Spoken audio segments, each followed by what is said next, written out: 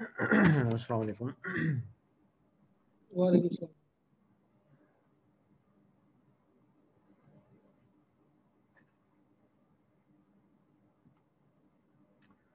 अच्छा जी, let's start. ये जो चैप्टर है इसमें हमने यहाँ तक कवर कर लिया था। एग्जाम्पल 7.3 जो कि डिफरेंशियल प्रोटेक्शन की एग्जांपल है, और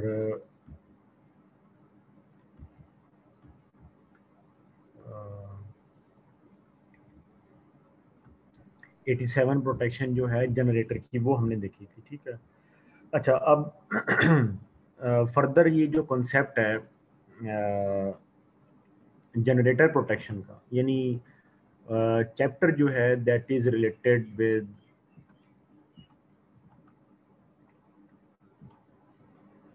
चैप्टर जो है that is related with generator generator and motor protection. ठीक है। तो अभी तक कोई ऐसी प्रोटेक्शन मोटर की स्पेसिफिकली तो उसने डील नहीं की। मतलब ये कैसे और कब आएगी ये मैं आपको बताने लगा हूँ। तो जो अभी तक हमने चीज़ स्टडी की है वो है जनरेटर की प्रोटेक्शन। वैसे तो पहले इन दोनों में आपके पास स्टेटर यानी मेनली प्लस रोटर प्रोटेक्शन आती है। ठीक है। तो अभी तक हमने जो है वो स्टेटर प्रोटेक्शन को देखा है, यानी till date we have studied the stator protection. और स्टेटर प्रोटेक्शन में भी जो आपके पास है जनरेटर की जनरेटर की प्रोटेक्शन हमने देखी है, और वो हमने कौन सी देखी है, 87।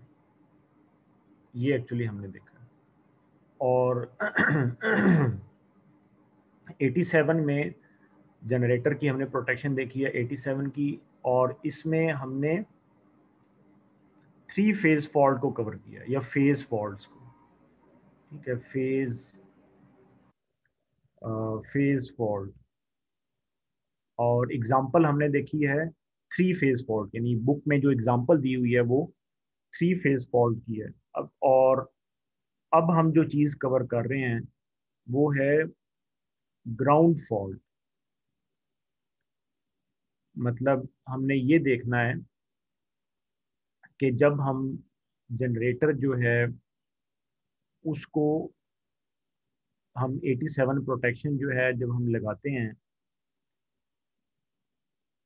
ठीक है, तो इस जोन में अगर आपके पास फॉल्ट होता है तो इस इस फॉल्ट को हम कह रहे हैं कि it is of phase fault and ground fault.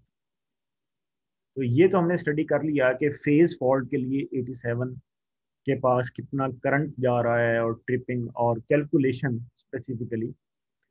ठीक है, ये हमने डिस्कस कर लिया होगा।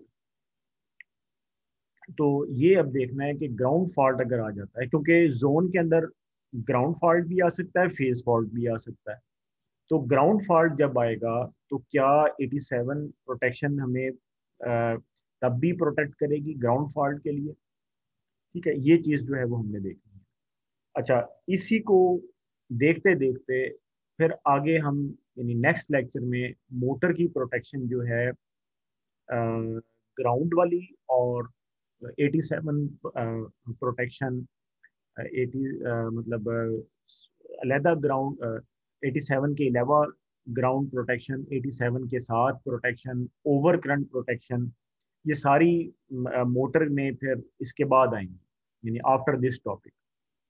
वो बाकायदा से मेंशन करेगा, या हम एग्जांपल में देखेंगे कि मोटर के केस में जो है यानी उसकी अलग से एक्सप्लेनेशन नहीं होगी, वाया एग्जांपल ही हम उसको देख लेंगे। क्योंकि होता ये है, यानी फर्क कैसे है, फर्क ये है सिर्फ। और फिर रोटर की प्रोटेक्शन तो अलग से होती है, इसको अलग से हम देखेंगे, रोटर फॉल्ट्स। ठीक है। होता ये है कि जो कनेक्शन का थोड़ा सा फर्क होता है। कनेक्शन स्कीम्स जो हैं ग्राउंड की, तो उसमें उसकी वजह से थोड़ा सा डिफरेंस आ जाता है मोटर की और जनरेटर की प्रोटेक्शन में, या जो कुछ एट्रीब्यूट्स होते हैं हमारे कनेक्शन के, तो उस वजह से थोड़ा सा फर्क हो जाता है जनरेटर में और मोटर। ठीक है। अच्छा, अब हम अगर बात करते हैं, अब हमने आज जो चीज़ पढ़नी है, जैसे मैंने बताया, हमने पढ़ना है ग्राउंड फॉल्ट। ठीक है, कि ग्राउंड फॉल्ट में 87 जो है वो कैसे ऑपरेट करती है, ये चीज़ जो है वो हमने देखनी है। ठीक है, यानी जनरेटर को देख रहे हैं, जनरेटर के स्टेटर को, और प्रोटेक्शन कौन सी है, 87, और इसमें हम देख रहे हैं ground fault.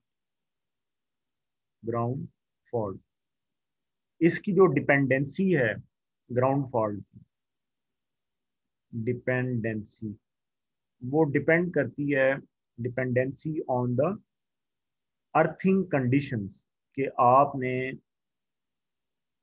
Depending on the earthing, depending on the earthing conditions. ठीक है, कि आपने जनरेटर को अर्थ कैसे किया हो। तो अर्थिंग कंडीशंस जो हैं, अगर हम इनको देखें, तो we have number one, solid earthing, solid earthing. फिर उसके बाद आपके पास सॉलिड से मुराद होता है that impedance is equal to zero.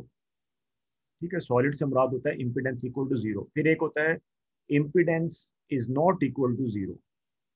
अब impedance not equal to zero में भी आगे दो कैटेगरीज आ जाती है। एक होती है, लेट्स से, आपके पास रेजिस्टेंस, सिर्फ resistance, resistance is not equal to zero but inductance is equal to zero. और फिर एक दूसरी आपके पास आ जाती है स्पेसिफिकली के रेजिस्टेंस जो है वो बहुत ही मिनिमम है, इक्वलेंट टू जीरो आप कह सकते हैं, इंडक्टेंस जो है वो नॉट इक्वल टू जीरो। यानी ये दो कैटेगरीज आ जाती हैं आपके पास। तो जो अर्थिंग कंडीशंस हैं, इससे 87 की जो प्रोटेक्शन है वो मुतासर होती है, या हमें उसका, उसको देखना पड़ता है कि 87 ऑपरेट कर रही है या नहीं कर रही। ठीक है, तो dependency on the earthing conditions, अगर ऑपरेट कर रही है, यानी इफ यस तो ठीक है, इफ नो, ठीक है, ये यस के केस में दोबारा इधर यानी 87 पे हम रिलाई करेंगे। अगर नहीं, इफ नो, तो फिर हमें कोई दूसरा मैकेनिज्म देखना है, another mechanism, another procedure, के ग्राउंड फॉल्ट के लिए हमें सेपरेट क्या प्रोसीजर लगाना पड़ेगा, क्योंकि फेज फॉल्ट तो ठीक है हमारे 87 से हो गए प्रोटेक्ट, ये जोन प्रोटेक्शन की बात हो रही है, जोन प्रोटेक्शन। जैसा ही बात है, जनरेटर की प्रोटेक्शन की बात करेंगे तो वो 87 प्रोटेक्शन ही बन जाती है, जोन प्रोटेक्शन। तो अगर नहीं होता तो हमें फिर दूसरा कोई प्रोसीजर देखना होता है, वो क्या है, वो फिर हम जो है वो उसमें हम अभी देखते हैं बुक में जो जैसे वो बता रहे हैं। ठीक है, तो शामिम ओवरऑल, सर। जी जी, सर ये जो इम्पिडेंस सर जीरो जो हम करते हैं, हाँ हाँ। सर इसकी भी सर जो पिट हम बनाते हैं सर इंडस्ट्रीज वगैरह में से जो पिट वगैरह बनी हुई होती हैं सर, वो इनके अकॉर्डिंगली इम्पिडेंस जीरो हो रही होती है हमारी। सर वो तो मिनिमम हो रही होती है जीरो, तो सर अप्रोक्सीमेटली नहीं हो रही होती, यानी कि अभी तक जो मैंने देखा है सर। हाँ, जीरो से मुराद एक्चुअली मतलब मिनिमम ही होता है, कि जितना मिनिमम हम बना सकते हैं। मिनिमम से मुराद यही होता है एक्चुअली, जो पिट की बात आप कर रहे हैं ना, पिट की बात आप कर रहे हैं, सर वो वो ये है डिफरेंट कि, मटेरियल्स डाल के सर वो ग्राउंड लेवल हाँ जीरो हाँ, पे लेके आते हैं सर उसको। वो मैं बताता हूँ। ठीक है, लेट्स, दिस इज आवर पिट। अब इसकी उन्होंने मतलब स्पेशल प्रेपरेशन की है सॉल्ट के साथ, और जो है आपका यानी पूरा वो जो एक ब्राइन वाटर कह लें, या इस तरह से वो बनाते हैं सारा। ठीक है, वो यहाँ पर हमने इसका वो तैयार किया हो। लेकिन ये ये वाला जो ये वाला जो पिटिंग है ना, ये तो है कि आपने जैसे कि अब एक चीज को आपने अर्थ करना है, अर्थ की कंडीशन आप बना रहे हैं। ठीक है, लेकिन ठीक सर। जो जिस चीज के साथ अर्थ करना है उस डिवाइस को, ये अगर आपका जनरेटर है, ये जनरेटर है, ये जो है आप कह लें कि इसका रोटर इसके अंदर है, चले ये इसका रोटर हो गया और ये बाहर वाला इसका स्टेटर है। This is it's stator. अब स्टेटर पे आपने वाई लिया हुआ है, यानी स्टेटर पे आपके पास वाई कनेक्शन है, ये उसका न्यूट्रल पॉइंट है। अब इसको पकड़ के तुमने यहाँ पिट में लेकर जाना। पिट जो है वो तो अर्थ की कंडीशन हुई ना, वो तो ये है कि आपने अर्थ को ऐसा बनाया कि आपकी अर्थिंग जो है वो इफेक्टिव हो to take and provide the earth fault current effective effectively उसको देने के लिए, क्योंकि यहाँ पर आगे आपने जो प्रोटेक्शन लगाई होगी वो फिर इफेक्टिवली ऑपरेट करेगी। लेकिन जिस चीज़ के साथ आपने इस न्यूट्रल पॉइंट को इस पिट तक लेकर जाना है, ये एक्चुअली उसकी बात हो रही है। जो मैंने वो टाइप्स लिखी हैं सॉलिड वाली, ठीक सर। या वो जो मैंने लिखी जिसमें इम्पीडेंस ज़ीरो होती है और जिसमें इम्पीडेंस फिर ज़ीरो नहीं होती, और उसकी जो मैंने ऐसे जो कैटेगरी बनाई है ना, वो ये है, ये ठीक है, वो ये चीज़ है ठीक जिसके हो गया सर। साथ आपने न्यूट्रल पॉइंट को पकड़ कर पिट तक लेकर जाना है, वो ये वाली चीज़ है। पिट जो है ये हमारी अर्थिंग कंडीशन को आइडियल या इफेक्टिव बनाने के लिए होती है, कि यहाँ एक आयोनिक स्टेट टाइप चीज बना देते हैं, ताकि जब भी यहाँ पे ये जो स्टेटर से आपके थ्री फेज निकल रहे हैं, रेड, येलो और ब्लू वाला, इसमें अगर आपका पास ग्राउंड के साथ फॉल्ट बनता है, ये अगर आपका ग्राउंड है, तो वो इफेक्टिव इस करंट को जो है ना वो ले जाए। उसके बाद हम इसका देखेंगे आप क्या करना है। लेकिन effectively we want to we want this current back to our neutral.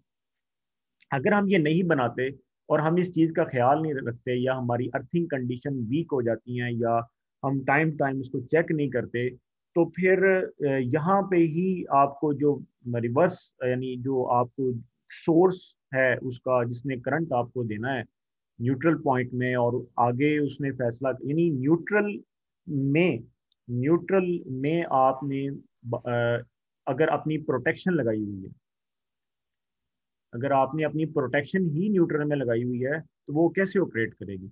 उसका ऑपरेटिंग कंडीशन जो है ना वो वीक हो जाएगा फिर बहुत ज़्यादा, यानी आपकी रिले पिक नहीं होगी। और आप समझ सकते हैं कि मैं इन क्या कह रहा हूँ, कि इसका जो जो पिटिंग है ना वो, यानी ये डिपेंड करता है।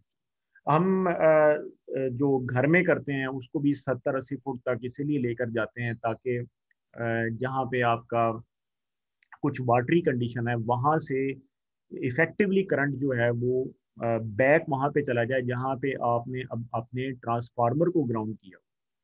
ठीक है, तो अर्थ जो है वो परफेक्ट कंडक्टर है, और अपने करंट को हम डाउन इसलिए लेके जाते हैं ताकि वो अंदर, यानी हम हमारे चलने की जगह से तो वापस ना जाए, बल्कि उसको डिग करते हैं काफी, कि वहां से उधर जाए जहां पर दूसरा अर्थ हुआ होगा या नजदीकी अर्थ, और करंट फ्लो भी उसी वक्त करेगा when the path is available. वरना करंट फ्लो नहीं करेगा, ये नहीं होगा कि यहाँ तक आके रुक जाए, ऐसा नहीं। If the path is available to it, then only and only then it will flow।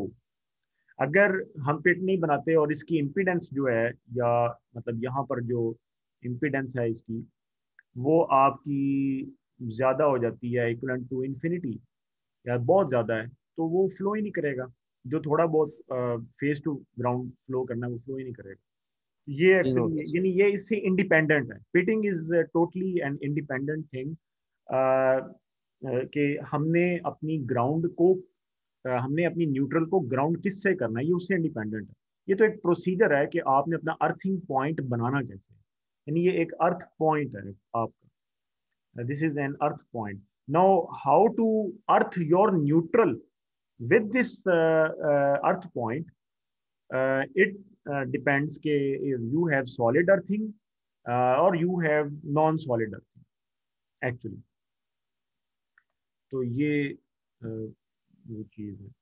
तो अर्थ पॉइंट्स जो है ना वो बहुत ही इंपॉर्टेंट होते हैं डिस्ट्रीब्यूशन के केस में, जनरेटर के केस में, मोटर के केस में। यानी जहां आपकी अप्लायंस लगी है ना, वहां पे अर्थ पॉइंट्स का बार बार चेक होना बहुत ज़रूरी है। अगर हम वोल्टेज लेवल की बात करें तो 400 वोल्ट और 11 केवी के जो अर्थ पॉइंट्स हैं they need to be check periodically। और 11 केवी की जब हम बात करते हैं तो उसमें एक जनरेटर भी आ जाता है, क्योंकि जनरेटर का जनरेटिंग वोल्टेज 11 से 16 केवी तक है।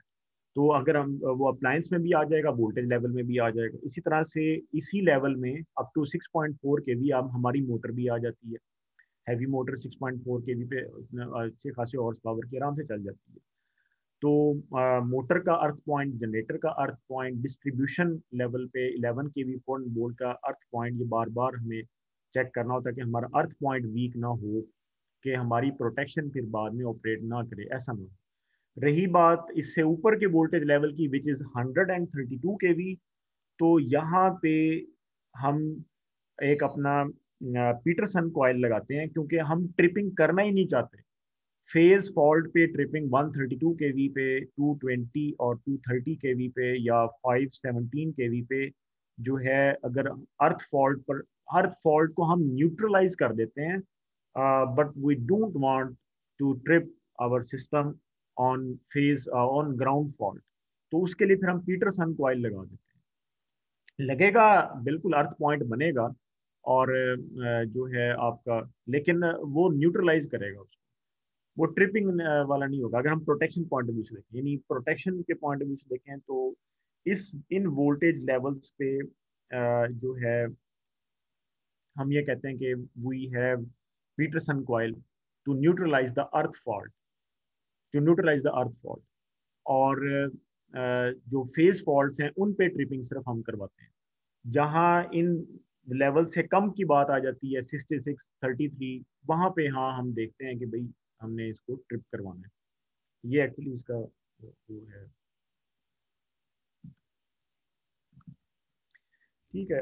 तो ये वो कहता है कि हाँ, अच्छा वो हमने अब देख लिया। वो ये कहता है, यहाँ से हमने इसको थोड़ा देखते हैं। कहता है the method of grounding affects the amount of protection. ये जैसे मैंने आपको बताया, that is provided by the differential relay, कि जो 87 पीछे आप लगा कर आए हैं यहाँ पे, ये जो 87 आपने यहाँ लगाई हुई है।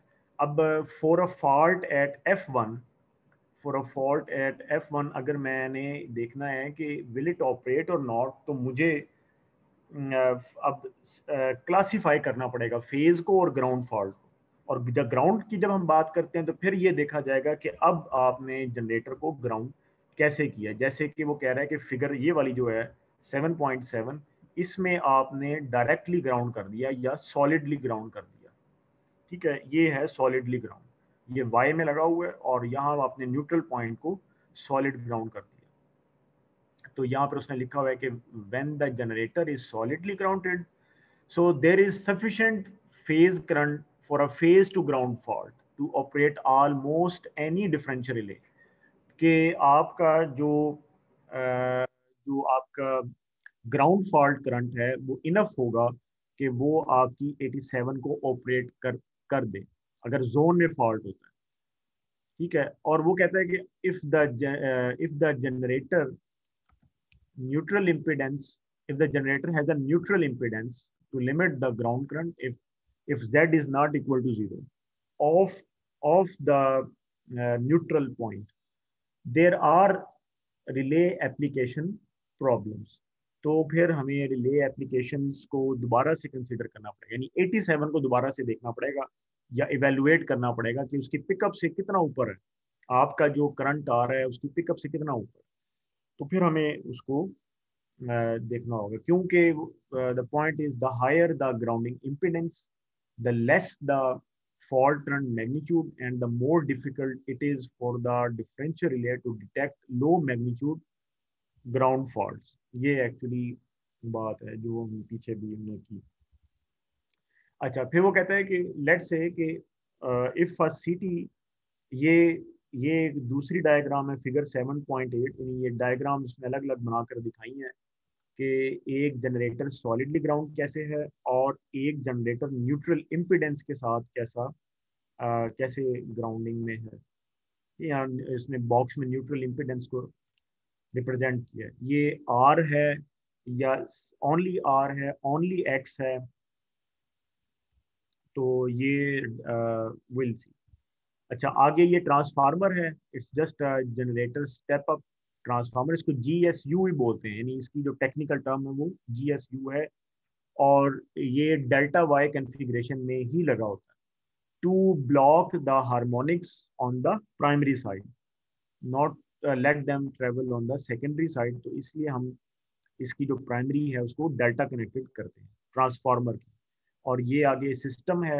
अब यहाँ पे सिस्टम में ये जनरेटर जो हम कहेंगे कि ये टाई अप हो गया, ठीक है। जैसे हम पीछे देख रहे थे, जो हम जैसे पीछे देख रहे थे, ये बिल्कुल उसका उसी की डायग्राम है, सिर्फ ये डायग्राम में उसने न्यूट्रल इम्पिडेंस को शो किया है एक अलग से। और इस वाली डायग्राम में, ये वाली जो है डायग्राम, इसमें वो एक सिटी और एक रिले दिखा रहा है न्यूट्रल के सर्किट में। इसको अब हम न्यूट्रल सर्किट बोलते हैं, ठीक है, क्योंकि न्यूट्रल को अर्थ करते हुए हमने ये चीज़ अपनी प्रोटेक्शन लगाई है, तो इसको हम न्यूट्रल सर्किट कह सकते हैं। कि न्यूट्रल के सर्किट में आपका जो है ये सिटी और रिले लगी हुई है। एन से मुराद जो है न्यूट्रल के 51 जो है वो डिले को रिप्रेजेंट कर रहा है, कि एक रिले आपने लगाई है डिले वाली, ठीक है। और जो उसका पिकअप है वो हम कम रख सकते हैं। बहरहाल ये अब आगे पूरा डिस्कस होगा कि यहाँ पे इंस्टेंटेनियस भी लगा सकते हैं। और जैसे सॉलिड ग्राउंडिंग है, सॉलिड ग्राउंडिंग में करंट काफ़ी मिल जाएगा आपको, क्योंकि ये न्यूट्रल इम्पिडेंस नहीं होगी, ज़ीरो होगी। तो जब करंट ज़्यादा है तो आप जो है एक हायर पिकअप लेके इंस्टेंटेनियस ऑपरेशन ले सकते हैं। और अगर करंट कम है तो पिकअप को लो रख के कुछ टाइम का डिले दे लें, तो आपका फॉल्स करंट्स निकल जाएंगे और रिले एक्यूरेटली ऑपरेट कर जाएगी। ये हम अभी देखते हैं आगे, जैसे ये वो स्कीम बता रहा है कि आप इंस्टेंटेनियस और टाइम डिले को कैसे लगा सकते हैं। मतलब इसकी जो डिस्कशन है वो हम अलग करेंगे। और अभी फिलहाल ये देख रहे हैं कि न्यूट्रल के सर्किट में सिटी और रिले हम ऐसे लगा सकते हैं, ठीक है। तो ये जो है वो दो चीजें हैं।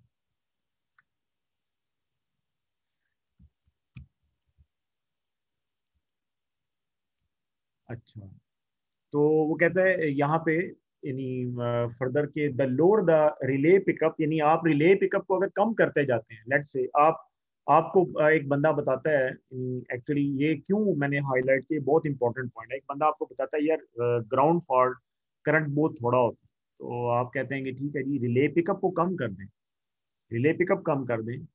तो वो ये जो पॉइंट है ना, ये प्रैक्टिकली पॉइंट है। ये बाज़ का सिमुलेशन में इस तरीके से मे भी ना सिमुलेट हो सके, कि इफ़ वी मेक द, यानी इस तरह ये पॉइंट इसलिए बहुत अहम है। अगर आप फील्ड में अपनी इस तरह का सोल्यूशन देते हैं, तो उसके नतीजे में आपको क्या चीज़ फेस करनी पड़ सकती है। If you keep the pickup of the relay low, lower pickup पे, सर, वो एक उसका जो बर्डन होता है वो बढ़ जाता है, सिटी पर बर्डन उसका बढ़ जाता और है। सर द इसमें हम हायर फिर इज, हाँ हाँ टाइम डिले सर यूज कर सकते हैं अपनी रिले, हम एंटरटेनमेंट की जरूरत ही नहीं है सर, क्योंकि पिक हमारा कम हो गया करंट के अकॉर्डिंगली।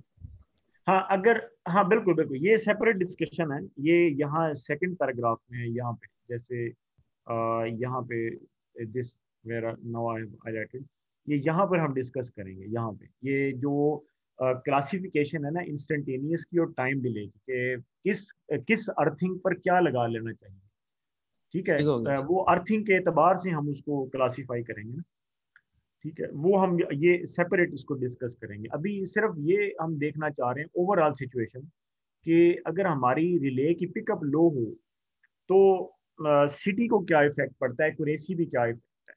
वो ये है कि रिले, यानी लो पिकअप जो है, या एक जनरल इंफॉर्मेशन भी है, यानी इसको आप एज ए जनरल इंफॉर्मेशन भी ऐड कर सकते हो, इर्रेस्पेक्टिव के ये डिफरेंशियल है या नहीं है।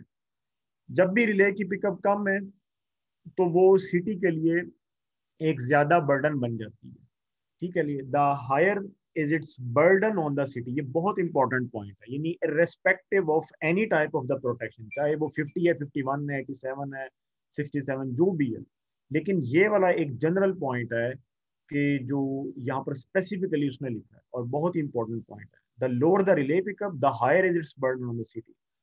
एंड यानी ये रिले की मैन्युफैक्चरिंग के लिहाज से है अब कि मैन्युफैक्चरर जो है वो इस तरह से इसको मैनेज करे कि अगर तो सॉलिड स्टेट है तब भी उसकी अगर हम पिकअप को कम करते हैं तो उसमें मतलब उस सिटी पर जो उसका बर्डन है वो कम से कम आए। बहरहाल ये देखा गया है, जैसे ये उसने लिखा है, the lower the relay pickup the higher is its burden on the CT. यानी अब इससे मुराद क्या है, सिंपली इससे मुराद उसका जी है, ठीक है। तो and the more difficult it is to distinguish between ground faults and the normal and normal third harmonic unbalance. ठीक है कि एक करंट है जो कि थर्ड हार्मोनिक का करंट है, थर्ड हार्मोनिक करंट, क्योंकि अच्छा ये जो है ना कि the higher is its burden, इसको हम मजीद भी डिस्कस कर लेते हैं। तो यानी ये है एक्चुअली कि and the normal third harmonic unbalance के जो जनरेटर है, तो यहाँ बताता हूँ। जनरेटर जो है ये एक्चुअली दो बातें, एक तो बर्डन को हम डिस्कस करते हैं और थर्ड हार्मोनिक क्या है। जाहिर बात है कि ये 3 multiply 50 hertz, 50 hertz which is 150 hertz. तो इस तरह की आपके पास जो है वो वेव फॉर्म आएगी वोल्टेज की, यानी जनरेटर जो है if it is it's stator, ये उसका रोटर है, ये उसका प्राइम मूवर है जो उसको ऐसे रोटेट कर रहा है, और यहाँ स्टेटर में आपके पास ये थर्ड हार्मोनिक्स आ रहे हैं। ठीक है, तो यही वजह है कि आगे जो ट्रांसफार्मर लगाया होता है उसकी प्राइमरी डेल्टा और वाई में हमने कनेक्ट की होती है ताकि ये थर्ड हार्मोनिक आगे ट्रांसलेट ना हो। ठीक है, तो ये वाला जो थर्ड हार्मोनिक करंट है वो बता रहा है कि it becomes equal to the line to ground fault current actually, ये बात। और फिर इस पे अगर ट्रिपिंग हो जाती है तो ये तो मेल फंक्शनिंग होगी, क्योंकि रिले तो आपने लगाई थी लाइन टू ग्राउंड फॉल्ट के लिए, लेकिन वो तो थर्ड हार्मोनिक पे ट्रिप कर गई, लाइन टू ग्राउंड फॉल्ट नहीं आया लेकिन ट्रिप कर गई। इसका मतलब क्या है, इसका मतलब ये है कि there is also another some current जिसकी वैल्यू उसके बराबर है जो आपने रिले की पिकअप सेट की हुई है लाइन टू ग्राउंड के लिए, और वो ये वाला करंट है थर्ड हार्मोनिक करंट। यानी वो फॉल्ट नहीं है, वो फिल्टर लगाने की जरूरत है, रिले को ट्रिप करने की जरूरत नहीं है। तो इसीलिए वो यानी ये हमें एक इसमें लिमिटेशन है। ठीक है, नॉर्मल थर्ड हार्मोनिक अनबैलेंस। ये एक ही, ये सिर्फ एक ही ऐसा करंट नहीं है, कई और दूसरे ग्राउंड करंट्स भी हैं जो कि कैपेसिटिव करंट्स कहलाते हैं। यानी आई हैवंट मेंशन, यानी अगर हम देखें तो यहाँ पे वी हैव 11 केवी टू 16 केवी, तो इतना ऊपर नहीं होता, यानी ये रेड येलो ब्लू जो हैं ये फेजेस इतने ग्राउंड से अप नहीं होते जितना जब 11 केवी का कंडक्टर आप स्ट्रीट्स में देखते हैं ना, तो क्योंकि जनरेटर से अभी इतने ऊपर तो नहीं हुए, तो इसकी इन शॉर्ट ये जो आपकी फेज टू फेज कैपेसिटेंस बनती है या लाइन टू अर्थ जो कैपेसिटेंस बनती है, उसके उसके करंट्स भी जो हैं स्पेसिफिकली इस करंट, ये वाला जो करंट है वो भी आपके पास एक ग्राउंड करंट में आता है, कैपेसिटिव करंट। तो ये एक थर्ड हार्मोनिक करंट हो गया, एक हो गया आपके पास कैपेसिटिव करंट, और एक करंट जो है वो लीकेज करंट जनरेटर में से आ सकता है जो कि आप कह लें कि उसकी कोर लीकेज करंट है या बॉडी लीकेज करंट है। तो कई तरह के ग्राउंड करंट्स होते हैं, यानी जब हम ग्राउंड करंट्स को डिस्कस करने लगते हैं तो फॉल्ट तो एक अलग है बिल्कुल, वो तो यानी बिल्कुल सेपरेट चीज बन गई। तो कई तरह के करंट्स अभी जैसे थर्ड हार्मोनिक बताया मैंने, कैपेसिटिव करंट बताया, जनरेटर लीकेज करंट बताया, और कई और कंडीशन बन सकती हैं जो कि हमें ग्राउंड करंट दे सकती हैं। तो इनको हमने अलहदा करना है अपना। अगर हम एक रिले लगा रहे हैं specifically for line to ground fault, या 87 ने अगर लाइन टू ग्राउंड फॉल्ट के लिए ऑपरेट करना है, तो यानी इनको हमने अलग करना होगा, यानी ये हमारे पास एक टास्क बन जाता है। ठीक है, तो इसका जो है वो यहाँ पर जिक्र कर रहा है, इसको एक दफ़ा पहले हम बुक से देख लें ताकि ये हमारा चीज़ क्लियर हो जाए। तो वो कहता है कि and the more difficult it is to distinguish between ground faults and normal third harmonic unbalance. उसके अलावा वो कहता है कि other spurious ground current may flow due to unbalances in the primary system।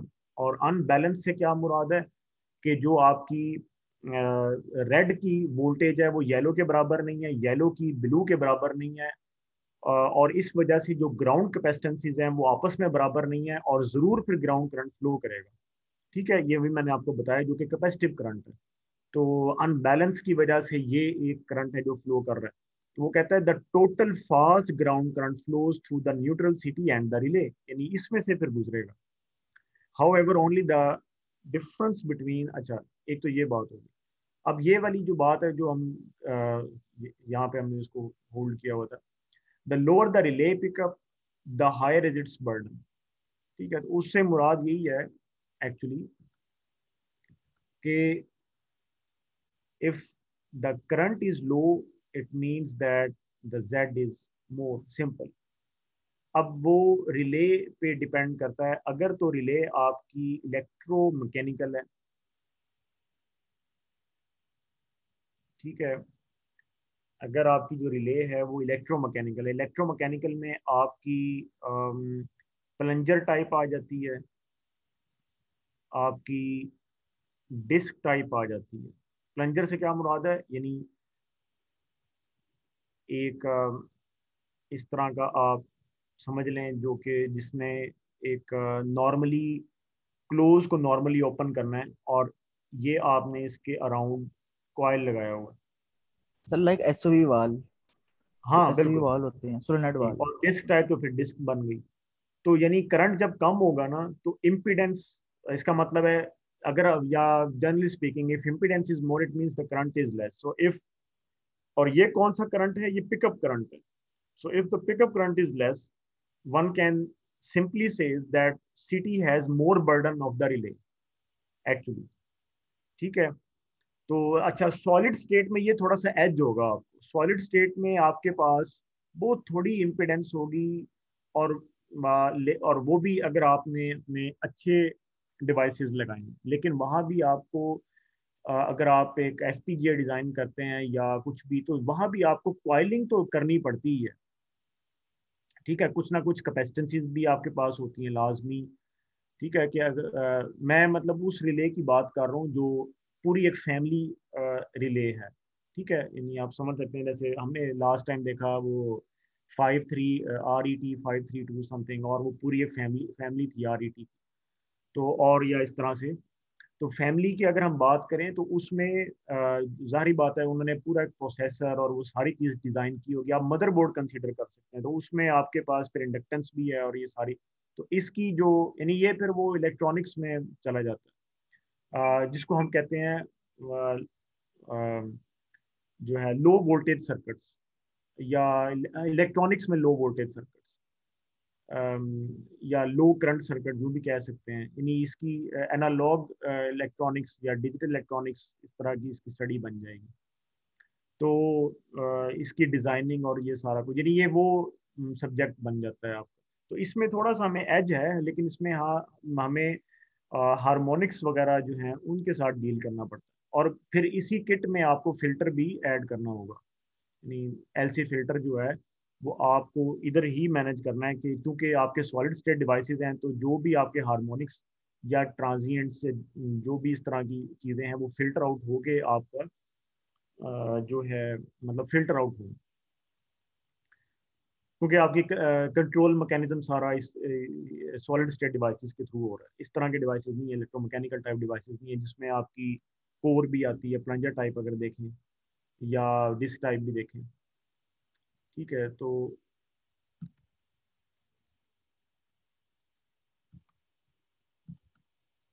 ठीक है, ये इसमें चीज़ है। अच्छा फिर वो कहता है कि तो the total false ground current जो है ना वो यहाँ से गुजरता है, ये वाला जो आपका 51N या सिटी में से। अब इसका करना क्या है, तो अब वो ये बता रहा है कि अच्छा, वो कहता है कि अच्छा एक क्वेश्चन ये है, वो ये है कि ये जितना भी ग्राउंड फॉल्ट करंट है, क्या ये इसमें से नहीं गुजर रहा, इन सिटीज में से, और इस रिले में नहीं आता। इसका मतलब ये है कि फिर 87 को तो बेकार ही हो जाना चाहिए। ठीक है, यानी एक्चुअली वो ये सर गुजर रहा है। क्वेश्चन ये है कि ये जो आपके पास ग्राउंड करंट है, क्या ये इन सिटीज में से भी गुजरता है, ये जो मेन सिटीज हैं आपकी, जो प्राइमरी के सिटीज हैं, क्या ये, गुजरता है एक तो सर। भी हमने सिटी लगाया ना, न्यूट्रल में लगाया, ठीक है, तो ये हैं आपकी जो प्राइमरी के सिटीज हैं, तो इसमें क्या इसमें से भी ग्राउंड करंट गुजरता है। अब ये है कि चूंकि हमने न्यूट्रल का सिटी जो है ना वो लगाया ही न्यूट्रल सर्किट में है, जो देख ही ग्राउंड करंट को रहा है, तो इस वजह से ये करंट्स जो है ना वो उसमें से गुजरते हैं आपके। ठीक है, तो वो कहता है कि हाउ, और इसमें फिर हमें उसमें ये भी एज है जो मेन सिटीज हैं कि आपका डिफरेंस आता है दोनों करंट्स का। अगर अगर ग्राउंड करंट्स गुजरते भी हैं उसमें से, जो हार्मोनिक करंट है, जाहिर बात है हार्मोनिक प्राइमरी में ही आ रही है ना, यानी जो स्टेटर से हार्मोनिक्स आ रही है वो प्राइमरी में ही आ रही है, तो गुजरते हैं बिल्कुल। How ever only the difference between the secondary currents will flow through the generator differential cities. यानी अगर एक बंदा ये भी कहे जनरली कि जी यस, अगर ये क्वेश्चन पूछा जाता है कि क्या ये जो फॉल्स ग्राउंड करंट्स हैं ये इन दो सिटीज में से भी गुजरते हैं, अगर एक बंदा कहता है यस, तो अगला क्वेश्चन फिर ये होगा, तो क्या 87 जो है वो इनको कैसे अलग करती है। ठीक है, यहाँ पे मतलब हमारा क्या है सर, तो उसका जो आंसर है वो क्या है कि 87 is receiving the difference of the two cities, जिसकी वजह से ये काफ़ी सारी चीज़ें निकल जाती हैं। और फिर ये वाला जो हमने एक ग्राफ देखा था, ये वाला, तो ये जो हमारा ऑपरेटिंग रीजन है परसेंटेज में, वो इसकी इन काफ़ी सारी चीज़ों को अलग कर देता है। ठीक है, यानी एक तो ये दो चीजें हो गई, एक तो हो गया difference of the two cities, एक तो हो गया डिफरेंस ऑफ टू सिटीज, यानी टू सिटीज का डिफरेंशियल करंट आ रहा है इस रिले में। और सेकेंडली हमने अगर परसेंटेज रिले यूज की तो उस वजह से भी यानी ये चीजें यहाँ से निकल जाती हैं। तो ये इसका आंसर है। ठीक है, हाउ एवर वो कहते हैं only the difference between the secondary currents will flow through the, so since the spurious ground current is small, so there should be no effect on accuracy of the cities, के ये city की accuracy पे कोई फर्क नहीं डालेगी। यानी city की वो आता है ना कि सिटी एरर इससे बढ़ जाता है, कम होता नहीं, सिटी एरर इसको इससे कुछ भी नहीं होता, because this current is very small. Now अब वो यहाँ पर आ रहा है, now we are discussing specifically के ग्राउंडिंग मेथड से कौन सी रिले लगानी है। ठीक है, इससे पहले हमने सारा इसका बैकग्राउंड नॉलेज ले लिया है कि हम पढ़ क्या रहे हैं, क्यों पढ़ रहे हैं, क्या चक्कर है। अब हमने देखना है कि 50 लगानी है या 51 लगानी है, और कौन सी ग्राउंडिंग के साथ लगानी है, जेड जीरो के साथ लगानी है, Z not equal to zero के साथ क्या लगाना है। अब ये यहाँ से इसको डिस्कस कर रहा है, नीचे एग्जांपल भी इसी की है। Know if the machine is solidly grounded, ठीक है, and protected with a neutral city and relay 51 N, जैसे वो कहता है कि ऊपर मैंने फिगर में दिखाया है कि ये वाला सिस्टम लगा हुआ है, ये वाला, और आप न्यूट्रल इंपिडेंस को जीरो कंसीडर कर लें। If the neutral impedance is zero, तो वो ये वाली बात यहाँ पे कर रहा है, ये वाली। ठीक है, वो फिर कहता है कि an instantaneous over current relay is applicable. ठीक है, और वो क्यों एप्लीकेबल है ये मैंने साथ में इसका कमेंट हाईलाइट अपना लिख दिया है, कि आप उसको हाई पिकअप दे सकते हैं अब रिले को। ठीक है, और वो इंस्टेंटेनियसली एक्ट कर सकती है because the current is too high, या सादे अल्फाज में जब भी रिले के पास करंट जाएगा इसका मतलब ये है कि वो वाकई में कोई ग्राउंड फॉल्ट बना है, और आपकी जो हाई पिकअप है वो फॉल्स, जो आपकी कोई चीज़ें हैं जो ट्रांजिएंट की वजह से कुछ आ सकता है, या ट्रांजिएंट फिनोमिना की वजह से, तो वो चीज़ें निकल जाएंगी। तो आप इंस्टेंटेनियस ऑपरेशन जब भी लेते हैं, हमने चैप्टर 4 में भी पढ़ा था, तो वो उसका पिकअप जो है वो बहुत हाई होता है, क्योंकि इसका टाइम सेटिंग होती नहीं है, मिनिमम टाइम लेट से 20 मिली सेकेंड में इसने ऑपरेट करना है, तो इसका पिकअप जो है फिर वो बहुत हाई होता है। ठीक है, तो हम इंस्टेंटेनियस ऑपरेशन ले सकते हैं फॉर सॉलिड अर्थिंग, यानी अब यहाँ पर हमने ये चीज़ क्लियर कर ली है कि for solid earthing we can have 50 not 51, यानी 50 ऑपरेशन हम यहाँ पर ले सकते हैं। लेकिन जैसे आपने देखा था ना कि एक रिले में ये ऑप्शंस का कोई प्रॉब्लम नहीं है। जो लेटेस्ट एबीबी की रिलेज हैं, या इस तरह आपने देखा था कि वो ओवर करंट वाली टैब में, ई टैब में मैं बात कर रहा हूँ, तो सिंपल एक टिक पे इंस्टेंटेनियस आ जाता है और एक सिंपल एक टिक पे आपका डिले ऑपरेशन आ जाता है। तो इसलिए अगर वो 51 भी लिख रहा है तो इससे कंफ्यूज ना हो कि 51 लिखा हुआ है और बात हम 50 की कर रहे हैं। तो ये आगे भी कई जगह उसने 51 लिख दिया है, लेकिन क्या है वो 50 रहा है, तो इससे कंफ्यूज ना हो। ये देख लें कि वो लिख क्या रहा है एक्चुअली। ठीक है, तो for solid earthing we can have instantaneous relay. आगे वो कहते हैं कि in high impedance grounding schemes, ये बहुत इंपॉर्टेंट पैराग्राफ है जिसमें बहुत सारे क्वेश्चंस का आंसर है। नो इन हाई इम्पीडेंस ग्राउंडिंग स्कीम्स, जहाँ पे आपकी इम्पीडेंस ज़्यादा होती है, द ज़्यादा क्यों होती है?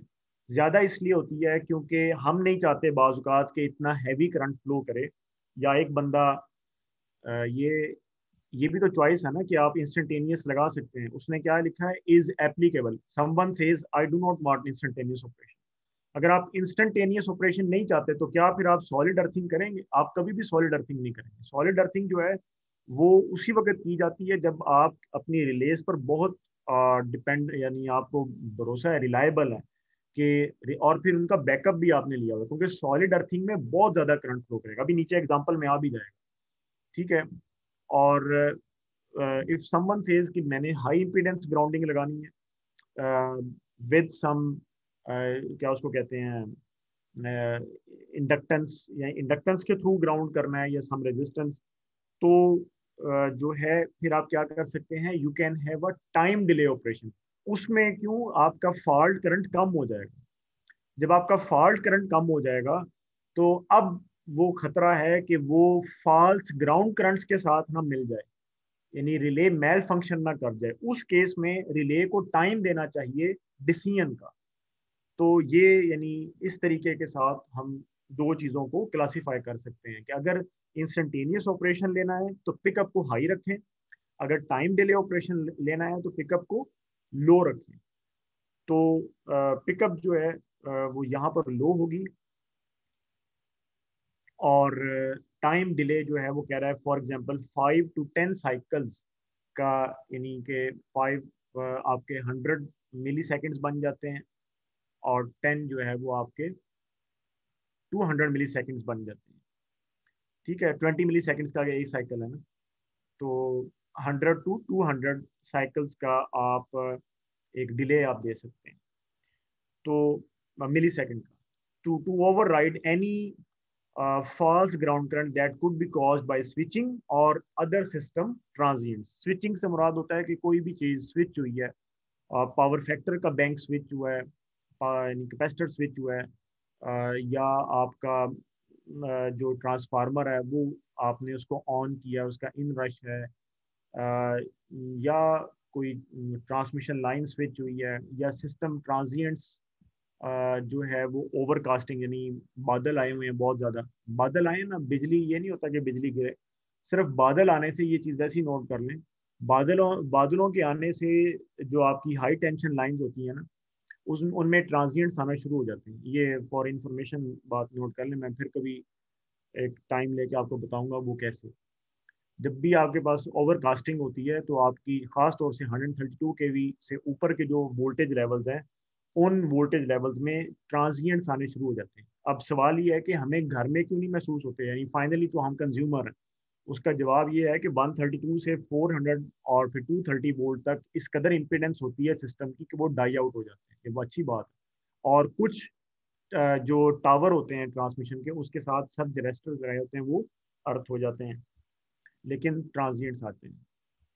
अच्छा, referring to the system diagram, ये उसने एक डायग्राम दी हुई है दोबारा से, और यही इसकी अच्छी बात है कि हमें अब इसको दोबारा वर्कआउट करने की ज़रूरत नहीं है। ये डायग्राम हमने पहले से वर्कआउट की हुई है। सिर्फ इसमें जो इजाफा हुआ है वो, उसने एक सीटी लगाया है 100-5 का, और एक 51N उसने साथ में लगाई है, बाकी सब कुछ सेम टू सेम। ठीक है, यानी ये अगर आप जनरेटर देख लें तो इसकी रेटिंग 125 MVA 15.5 kV, उसका पॉजिटिव नेगेटिव जो इम्पिडेंस 0.2। अच्छा, ये एक इजाफा जो हुआ है वो मैं हाईलाइट कर दूंगी, नहीं ये एक इजाफा हुआ है कि जो जीरो सीक्वेंस इम्पिडेंस है वो भी उसने दे दी है, और बस बाकी ये एक इजाफा है और एक ये इजाफा है। और सिटी रेशो पुरानी है, 5000/5 ये हमने कैलकुलेट कर ली है, ठीक है। तो 5000/5 जो है ये हमने कैलकुलेट कर लिया। अच्छा, एक और इसमें जो बहुत अहम बात है वो ये है कि ये बात है जो मैं अभी लिखने लगा हूँ, ये वाली। और वो बात ये है कि ग्राउंड फॉल्ट के लिए, ग्राउंड फॉल्ट के लिए 87 जो है जो आपने लगाई हुई थी वो कितनी इफेक्टिव है। इफेक्टिवनेस हम देख रहे हैं यहाँ पे हम क्या लिख देते हैं, इफेक्ट इफेक्टिवनेस। और अगर आप सिटी प्लस एक ओवर करंट रिले जो है वो आप न्यूट्रल सर्किट में लगा दें तो क्या इफेक्ट होगा, ये अब हमें देखना है, ठीक है। ये मैंने इसलिए लाइन लगा दी है। अच्छा, इसमें जो सही एक जरा नोटेबल, दोबारा से हाँ जी, बता दीजिएगा सर ये हाँ हाँ, जो ग्राउंड फॉल के अब बारे हम में जो सर, ये एग्जांपल करने लगे हैं ना नेट वो इशू हम हो रहा करने लगे हैं ग्राउंड फॉल्ट। इससे पहले आपने देखा होगा जितनी भी हमने एग्जांपल्स की वो थी थ्री फेज फॉल्ट। इससे पहले आपने ये देखा होगा जितनी भी हमने पीछे एग्जांपल्स की हैं ना वो हमने थ्री फेज फॉल्ट्स की हैं 87 के लिए, ऐसे ही था ना। अब हम है। ग्राउंड यस सर, फॉल्ट को यस सर। डिस्कस कर रहे हैं, यानी पूरा ये टॉपिक और लेक्चर जो है ना वो ग्राउंड फॉल्ट पे है कि अगर अगर जनरेटर के जोन में, यानी जोन ऑफ प्रोटेक्शन ऑफ 87 अगर ग्राउंड फॉल्ट आ जाता है तो क्या ये पहले वाली जो हम पहले से लगी शुदी हमारी जो 87 रिले है, is that okay, is it effective, और a relay city and a relay in the neutral circuit is more effective। इसमें मैं ये बताने लगा था कि इसमें जो एक पॉइंट है, जो अहम पॉइंट है वो ये है कि it is independent of the load current. It is independent, यानी this system is independent of load current. जबकि ये वाला जो आपके पास जो ये वाला सिस्टम है तो ये लोड करंट, यानी जिसको हम थ्रू करंट कहेंगे, ये उससे इंडिपेंडेंट नहीं है, ठीक है। यानी ये जो है इसमें डिपेंडेंट डिपेंडेंसी आती है, dependency on the loading conditions. Loading conditions कहें तो वो ज्यादा बेटर है, लोडिंग कंडीशंस, सही। अच्छा, क्या मतलब है, कंसीडर ग्राउंड फॉल्ट ही करना, ये देखिए ना ऊपर मैंने लिखा ग्राउंड फॉल्ट के। बात ये हो रही है कि जनरेटर आपका अनलोडेड है या लोडेड है। 80 87 जब इस वाले फॉल्ट को प्रोटेक्ट करेगी ना तो आ, इस बात पर उसकी डिपेंडेंसी है कि जनरेटर जो है वो लोडेड है या अनलोडेड है, ठीक है। अगर वो अनलोडेड है तो जाहिर बात है उस केस में जो करंट है, जो फॉल्ट का जो करंट है वो कुछ कम होगा as compared to the loaded condition, क्योंकि जब जनरेटर पहले से लोडेड कंडीशन में होगा तो जो टोटल करंट बन जाएगा वो आई लोड प्लस आई फॉल्ट का करंट बन जाएगा। लेकिन अनलोडेड कंडीशन में ये जीरो होगा। तो 87 ने अगर ग्राउंड फॉल्ट को प्रोटेक्ट करना है तो इसका मतलब ये है कि it is depending on the loading condition. लेकिन एक चीज जो न्यूट्रल सर्किट में लगी हुई है, जो न्यूट्रल का जो सर्किट होता है, याद रखें न्यूट्रल जो होता है, न्यूट्रल वो तो थ्री फेजेस का वेक्टर सम होता है, I R plus I Y plus I B. लिहाजा जाहिरी बात है कि अब ये क्या है, ये independent of the loading conditions बन गया ना, क्योंकि जो भी लोड लगा होगा वो इक्वली रेड येलो ब्लू पे लगा हुआ है। तो इसका मतलब ये हुआ कि जब मैं वेक्टोरियली, वेक्टोरियली का मतलब ये होता है कि मैग्नीट्यूड प्लस फेज, ठीक है, आई आर का, आई वाई का और आई बी का जब मैं सम अप करूंगा तो न्यूट्रल का जो आंसर होगा वो इक्वलेंट टू जीरो होगा। इसका मतलब ये हुआ कि जो भी चीज न्यूट्रल के सर्किट में लगी होती है वो लोडिंग कंडीशन पर डिपेंड नहीं करती। ये मैं दोबारा बता देता हूँ, ये जनरेटर है आपका, और ये इसका रेड येलो ब्लू है, ये जनरेटर का स्टेटर है। याद रखें जब भी हम जनरेटर पर लोड लगाते हैं तो उसके स्टेटर पे, तो ये इसका रेड हो गया, ये येलो एंड ये ब्लू। अब इन तीनों पे लेट्स से को मोटर लगी हुई है, चलो एक मिसाल ले लेते हैं, मोटर लगी हुई है, तो तीनों फेज पे लगी है ना, तो I R plus I Y plus I B, क्या इसका phasor sum equivalent to zero नहीं होगा? बिल्कुल होगा, क्योंकि बैलेंस लोड लगा हुआ है, और इतने जिस बस जनरेटर को हम कंसीडर कर रहे हैं उस पर लोड बैलेंस ही होगा। इसका मतलब ये हुआ कि जो उसका न्यूट्रल पॉइंट है या न्यूट्रल का जो सर्किट है, उसमें जो जो भी प्रोटेक्शन की जो हमने इक्विपमेंट लगाया, यानी कि सीटी and over current relay, it is independent on the of the loading conditions. तो ये तो बहुत ही अच्छी बात होगी। इसका मतलब ये हुआ कि अब हमने अगर ग्राउंड फॉल्ट को प्रोटेक्ट करना है एक सीटी और एक रिले न्यूट्रल सर्किट में लगा के, तो हमें लोड लोड की फिक्र नहीं है। ये लोड की टेंशन जो है ना हमारे से निकल गई है। लोड जनरेटर पे लोड है नहीं है, अनलोडेड है लोडेड है, ये हमें टेंशन निकल, ठीक हो गया। या लोड की वजह से जो स्टार्टिंग इन रश आता है या वट एवर, अब हम उसको कंसीडर नहीं करेंगे। तो ये एक फायदा है, यानी ये जो न्यूट्रल। लेकिन दूसरी तरफ सॉलिड ग्राउंडिंग के केस में ये वाली जो आपकी सिटी और ओवर करंट रिले है, ये जरा स्ट्रेस्ड हो सकती है, क्योंकि एक अच्छा खासा करंट आ सकता है किलो एम्प्स। तो या तो अगर आप इसको मैनेज करें, एक हैवी सिटी आपको फिर सिटी की रेशो लेनी होगी, ये और रिले को भी आपको, हम रिले के लिए हमें पता है 100 एम्पेयर से ज़्यादा करंट ठीक नहीं होता। तो ये ट्रेड ऑफ है यानी कि, ठीक है। तो और फिर हम क्या करते हैं, 87 तो लगी होती है, हम न्यूट्रल के सर्किट में लगा देते हैं, यानी मैं आपको आंसर भी बता रहा हूँ। 87 तो लगी हुई है, ठीक है, हम न्यूट्रल के सर्किट के अगर चले, किसी भी वजह से हैवी फॉल्ट करंट आता है ग्राउंड का, तो 87 प्रोटेक्ट कर लेगी, नहीं तो हमने सिटी और रिले तो लगाए हुए, ठीक है। तो ये हम 12 लगाते हैं। तो ये एक एडिशनल पॉइंट था इसमें जो मैंने बताया।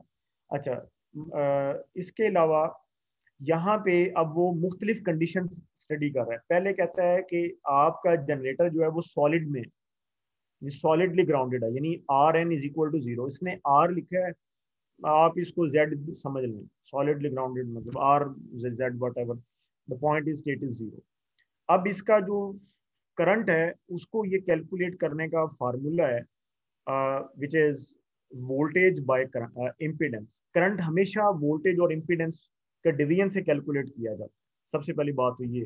दूसरी बात ये है कि जो ग्राउंड करंट होता है उसमें जो है, चूंकि ये अनबैलेंस्ड करंट है, तो याद रखें कि मैथमेटिक्स में किसी भी चीज को जो कि एक अनबैलेंस्ड होती है उसको कैलकुलेट नहीं किया जा सकता जब तक कि उसको किसी ना किसी बैलेंस्ड मॉडल में ढाल ना लिया जाए। सही। तो लाइन टू ग्राउंड का जो करंट है, this is an unbalanced condition, क्योंकि बाकी दो फेजेस हेल्दी हैं, एक फेज में फॉल्ट आ गया, so this is an unbalanced condition. Now how can we make it a balanced condition? वो ऐसे कि एक जनरेटर की हम इम्पिडेंस बना देते हैं, जिसको हम कहते हैं कि ये पॉजिटिव सीक्वेंस है। एक इम्पिडेंस या एक, ये उसकी करेक्टरिस्टिक्स भी आप कह सकते हैं। एक इम्पिडेंस जो है वो उसकी नेगेटिव वाली है, एक इम्पिडेंस जो है वो उसकी जीरो वाली है। या आप यूं कह सकते हैं कि जनरेटर जो है उसको हमने इस तरीके के साथ मॉडल किया है। सही। ये जनरेटर को हमने इस तरीके के साथ क्या किया है, मॉडल किया है। मॉडल से मुराद ये होता है कि हमने, और ये वाली जो मॉडलिंग है, ये वाली जो मॉडलिंग है, इसको अब आप कहें ये बैलेंस्ड मॉडलिंग, ठीक है, बैलेंस्ड मॉडलिंग। और ये उसी वक्त इस्तेमाल होगी जब भी जनरेटर में कोई भी अनबैलेंस सिचुएशन आएगी। अब फॉल्ट के लिए आई है तो हमें ये मॉडल को लेना पड़ेगा, ठीक है। हमें ये जनरेटर का मॉडल कंसीडर करना पड़ेगा, या जनरेटर को हम ऐसे मॉडल करके पढ़ेंगे, एक ही बात। तो ये वाली जो दो वैल्यूज हैं ये जनरली आपस में बराबर होती हैं, and they are 0.2, point, yes 0.2। और ये वाली जो वैल्यू है जिसे 0.03। ठीक है। और चूंकि ये इम्पिडेंसेस हैं, तो एक सवाल ही आता है कि ये इम्पिडेंसेस सीरीज में लगी हुई है ऐसे, या क्या पैरेलल में लगी हुई है ऐसे, सही। So they are connected in series, जो आपके पास x1 है, x2 है, और जो आपके पास x0 है, they are connected in series not in parallel, सही।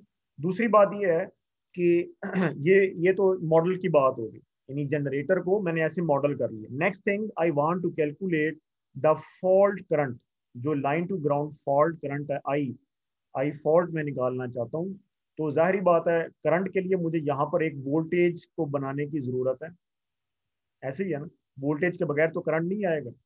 तो यहाँ से मेरा सर्किट बंद हो जाता है। लेकिन इसको यहाँ से हम बंद करने से पहले ये देखते हैं कि ये आप कौन सी बैलेंस अनबैलेंस्ड कंडीशन देख रहे हैं।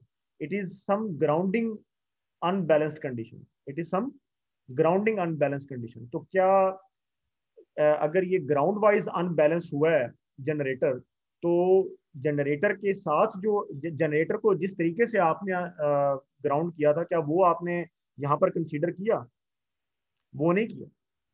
तो यहाँ पर फिर हम लगा देते हैं थ्री, इसको हम लिखते हैं 3ZN, यानी वो इम्पिडेंस जो न्यूट्रल के सर्किट में है।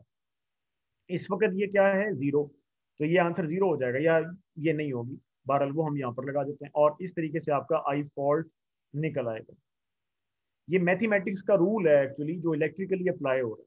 किसी भी अनबैलेंस कंडीशन को आप सॉल्व नहीं कर सकते जब तक कि आप उसकी बैलेंस्ड मॉडलिंग ना कर लें। जनरेटर के केस में मैंने बताया कि हम उसको इम्पिडेंस वाइज बैलेंस करते हैं, ठीक है, और इम्पिडेंस वाइज ही बैलेंस करना होता है एक्चुअली, ठीक है। याद रखें, कोई भी डिवाइस हो, ये जनरल मैं आपको बात बता रहा हूँ, चाहे जनरेटर है, मोटर है, ट्रांसफार्मर है, ट्रांसमिशन लाइन है, all these devices are nothing but impedance.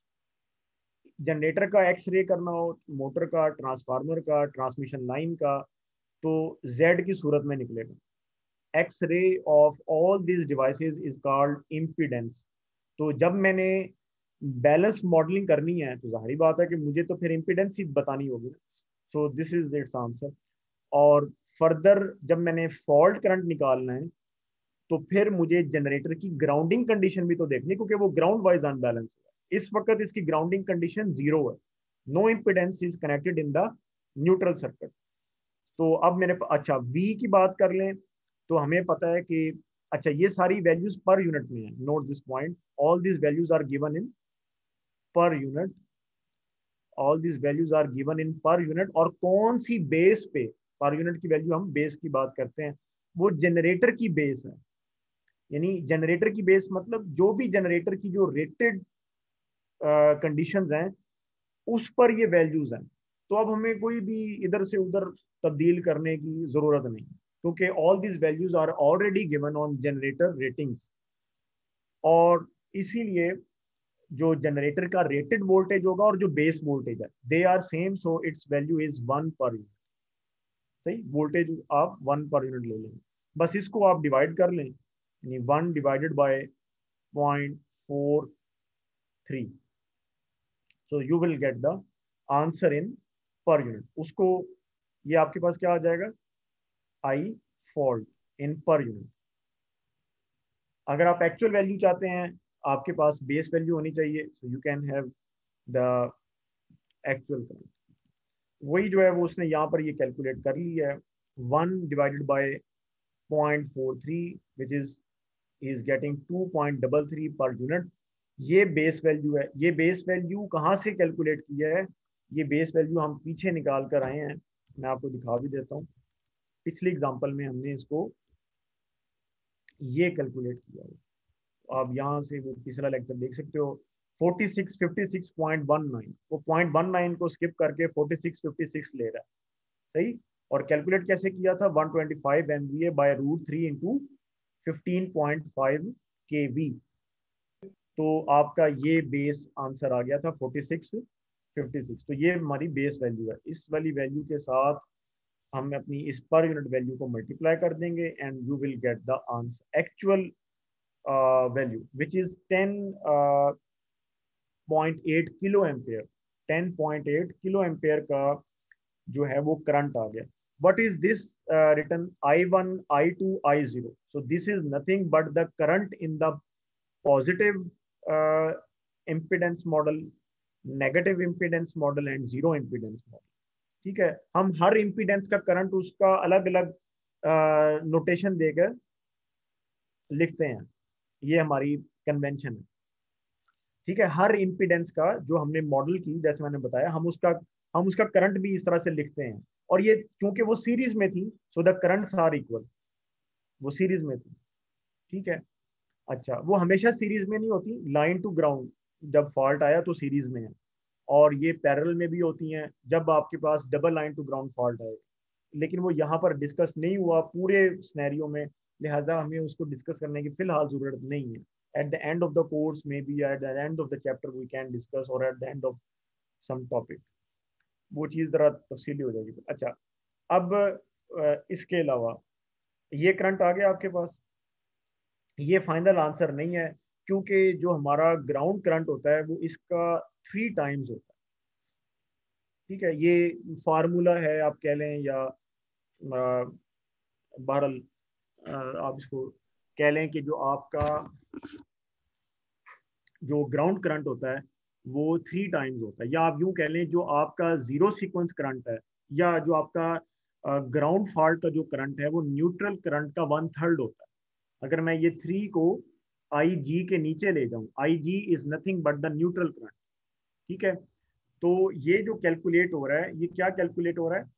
Neutral current. यानी अगर मैं इसको यहाँ पर लिखूं, I will write it neutral neutral current. सही, कि मेरा जो न्यूट्रल करंट है वो क्या है. यानी ये ऊपर फॉल्ट का करंट आ गया है, ये मैं पहले आपको बता दूं. ये फॉल्ट करंट आ गया, this is my fault current 10.8 kilo ampere, this is my fault current. Now what is my neutral current? यानी जब वो चीज न्यूट्रल के सर्किट में आएगी तो क्या बन जाएगी? वो 3 टाइम्स बन जाएगी. सही है, तो ये ये एक्चुअली लाइन टू ग्राउंड के लिए है ना, ये वाला फार्मूला जी जी 3 टाइम. हाँ जी, हाँ बिल्कुल बिल्कुल. ठीक है, तो ये आपके पास जो है वो क्या बन जाएगा? 3 टाइम्स द जीरो सीक्वेंस, या जीरो आप कह लें, या जो भी ऊपर हमने करंट, फॉल्ट करंट आप कह लें, सिंपल फॉल्ट करंट कह लें तो कंफ्यूजन नहीं हो. तो ये फॉल्ट करंट का 3 टाइम्स बन जाएगा जो आपका न्यूट्रल करंट है. यानी जब ये करंट न्यूट्रल सर्किट में आए, it becomes 3 times. So it becomes 32.5 kilo ampere. Primary उसने इसलिए लिखा कि ये प्राइमरी ही है, यानी कि सिटी का सेकेंडरी नहीं बना भी. ठीक है, ये सारा कुछ प्राइमरी है. सही. अब वो कह रहा है द सेकेंडरी करंट.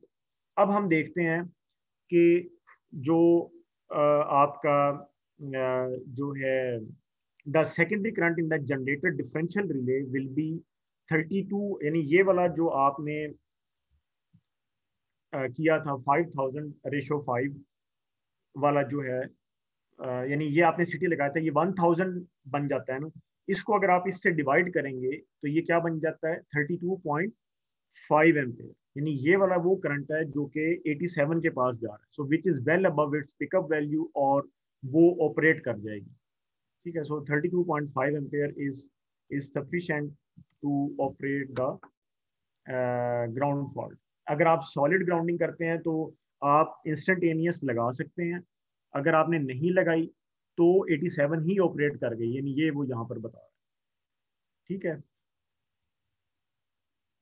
अच्छा, ये वाला जो सर, ये जी जे जी 1.0 पर न्यूमिनेटर में किस तरह आया है सर? ये वाला ये वोल्टेज है. अच्छा, इसके साथ ये वोल्टेज है, वोल्टेज ये है ना. ये देखें ना, ये वाली वैल्यू उसने यहाँ पर लिखी है. ये सर्किट उसने बनाया ना, उसने ऐसे बनाया. मैंने वो बोर्ड पे तीनों इम्पिडेंसेस को सीरीज में दिखाया, वो इस तरीके से दिखा रहा है. मतलब चीज सेम है. आपने तो इम्पिडेंसेस को सीरीज में दिखाना है ना. ये वाली जो X1 है, X2 है, ये X0 है, इनको आपने सीरीज में दिखाना है. तो आप इस तरीके से दिखा लें, या जैसे मैंने अभी आपको शो किया था वैसे दिखा लें. ये वोल्टेज है एक्चुअली 1, जो न्यूमिनेटर में है ये वोल्टेज है. और सर ये जो रेजिस्टेंसेस की वैल्यू हमेशा हमारे पास फिक्स रहेंगी? नहीं नहीं नहीं, ये गिवन है, ये देखे ना, ये तो जनरेटर वेरी करती रहेंगी ना। इस जनरेटर के लिए उसने हमें दिया हुआ है, ये देखे ना, एक्स डबल डैश डी से मुराद होता है x1, और x2 वो कहता है कि बराबर है 0.2 के, और x0 फर्क है विच इज 0.03। यानी ये मॉडलिंग उसने हमें करके दे दी है, और ये डिजाइनर ही करके देता है, ये डिजाइनर की तरफ से वैल्यूज हमें दी जाती है।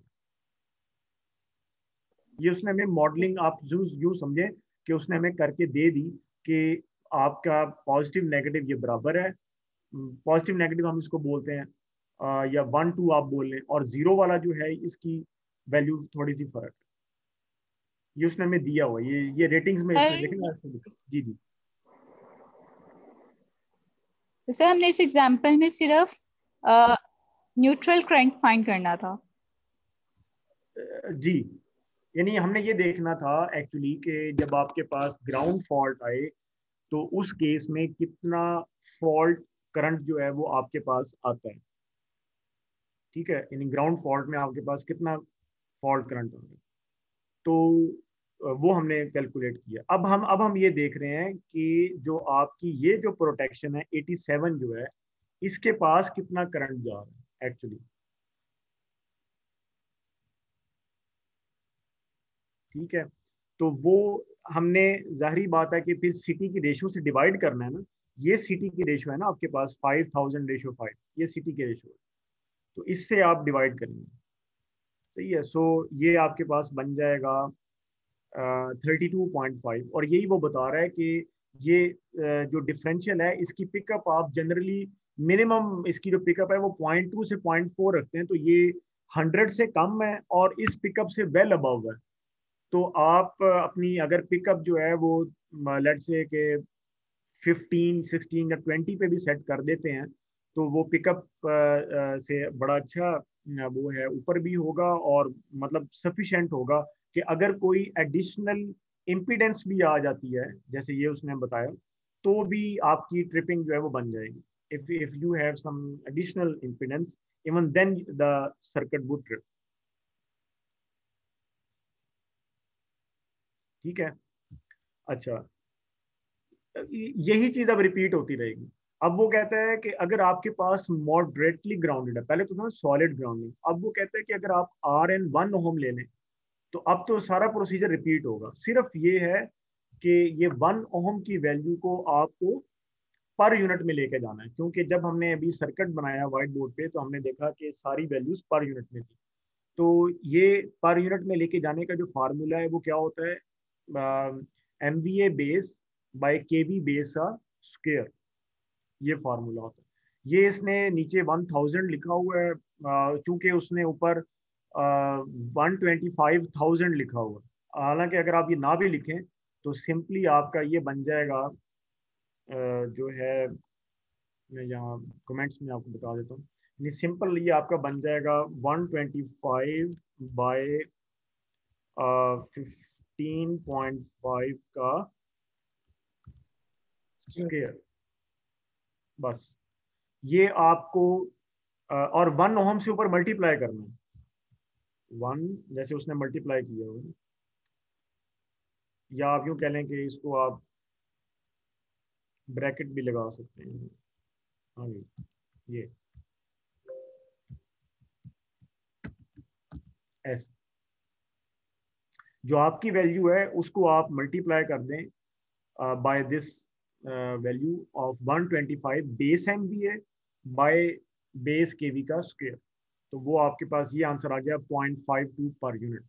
अब आपने सिंपल यहाँ पर वो फार्मूला जो मैंने आपको बताया कि अच्छा ये जे वो ऊपर लिख रहा है, ये मैं आपको बता दूं, वोल्टेज के साथ आप जे ना लिखें, क्योंकि हम उसका एंगल 0 लेते हैं। वो जे इसलिए लिख रहा है ताकि उसका जरा अच्छा अच्छा एंगल बन जाए, और कोई वजह नहीं। आप ना लिखें, आप ऊपर जे ना कंसीडर करें, क्योंकि ऊपर तो वोल्टेज है और वोल्टेज की वैल्यू रियल है, नॉट इमेजिनरी। तो neglect J with 1 in the numerator.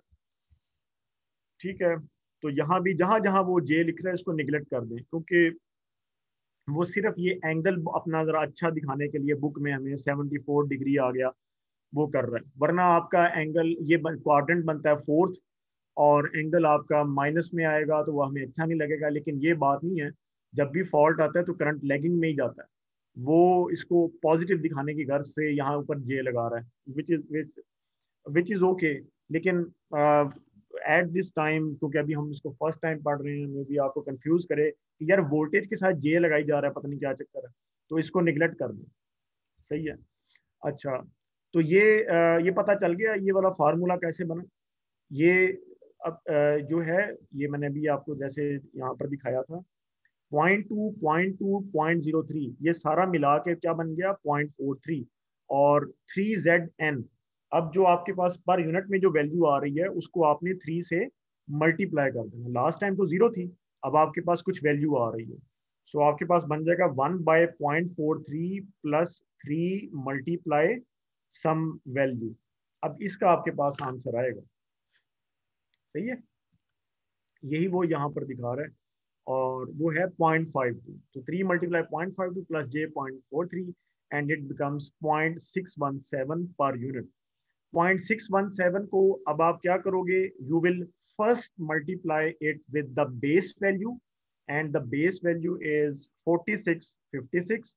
तो आपके पास फॉल्ट का जो है वो करंट आ जाएगा, या हम यूं कहेंगे कि आपके पास पॉजिटिव नेगेटिव जीरो करंट है, ये फॉल्ट करंट कह लें। लेकिन जो आपके पास ग्राउंड सर्किट में जो करंट बन रहा है वो अगेन वो 3 से मल्टीप्लाई होकर बनेगा, so it becomes 8618 ampere in the primary circuit. ठीक है, ठीक है, ये डायरेक्ट ऐसे नहीं आ गया, ये पहले 0.617 को 4656 जो बेस वैल्यू से मल्टीप्लाई किया है, उसके बाद ये 3 से मल्टीप्लाई कर रहे हैं। ठीक है, तो ये इस तरह से वैल्यू आई है। तो फिर वो कहता है कि अब इसको अगर आप सेकेंडरी पे लेकर जाएंगे तो दोबारा 1000 से डिवाइड करेंगे ना, अब यानी अब यहाँ पर चेकिंग हो रही है। ठीक है, जब हम ये निकाल लेते हैं ना 8618, अब हम देखेंगे कि कौन सी प्रोटेक्शन बेहतर है। क्या ये बेहतर है, 100:5 को उसने सीटी लगा दिया न्यूट्रल में 51 एन के साथ, या 87 बेहतर है। दोनों में से हम फैसला करते हैं। अब फैसला होने लगा, वो कैसे कि जब मैं 87 की बात करूंगा तो सिटी का रेशो क्या है, 1000। तो 1000 से डिवाइड किया, द करंट इज 8.62 एम्पेयर। वो कहता है कि विच इज स्टिल एडिक्वेट, ठीक है। वो कहता है लेकिन अगर कोई एडिशनल इंपिडेंस आ गई तो ये करंट और कम हो जाएगा। ठीक है, अब आपकी चॉइस है, अगर आप 87 को स्टिल नंबर देना चाहते हैं तो आप उसको 10 नंबर दे दें। लेकिन we can also check our neutrality, और वो कहता है कि सीटी रेशो आप एज लो एज 100:5 तो जरूर ही रखें। ठीक है, तो ये क्या बन जाएगा, 100:5 क्या बन जाएगा, 20:1। तो 8618 को जब आप 20 से डिवाइड करेंगे so you would gate 431 ampere. सही, तो ये अब बहुत ज्यादा करंट है उस रिले के लिए जो कि यहाँ आपने न्यूट्रल में लगाई हुई थी। तो इसका मतलब ये है कि 8.62 ही ठीक है। ठीक है, और वैसे भी डिफरेंशियल में जो पिकअप होता है वो तो 0.2 या 0.4 होता है। सो 431 is a way high current for the neutral relay still. ठीक है, तो इसीलिए 8.62 डिफरेंशियल रिले ही ठीक है। लास्टली जब वो कहता है कि अब मैं इसको 10 ओम कर देता हूँ। सही, अब वो ये भी एक चीज नोट कर लें कि वो सिर्फ रेजिस्टेंस के साथ ग्राउंड कर रहा है, इंडक्टेंस जीरो है। आपको याद होगा मैंने बताया था कि इम्पीडेंस ग्राउंडिंग में दो चीजें हैं, या रेजिस्टेंस जीरो होती है या इंडक्टेंस जीरो। यहाँ पर इंडक्टेंस जीरो है, रेजिस्टेंस के साथ ग्राउंड कर रहा है।